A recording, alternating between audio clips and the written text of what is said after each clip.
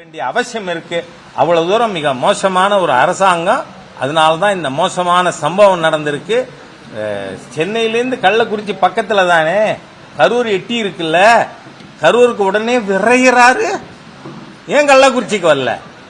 அடேங்கப்பா, நான் உள்ளபடியே சொல்றேன். நான் நடிகர் சிவாஜி கணேசனோட ரசிகன். அவர் தோத்து போயிட்டாருங்க மகேஷ் பொய்யாமொழிக்கு முன்னாடி.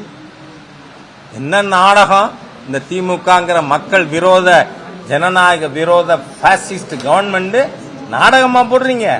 அதுவும் வெக்கமில்லாம சொல்றாரு.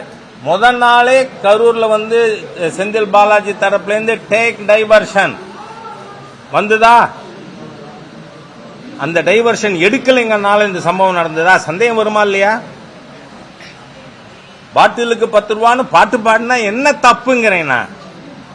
காமராஜர் அவர்களை நீங்க 1971 தேர்தலில் திமுக விமர்சிக்காததா?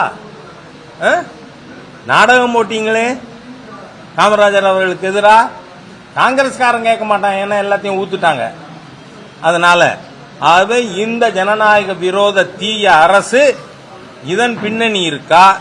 அந்த இடம் கொடுத்ததே பழுதான நோக்கம். ஆகவே பாரதிய ஜனதா கட்சி, திராவிட முன்னேற்ற கழகம், மாநில அரசு let it come to census அப்படின்னு சொல்றோம்.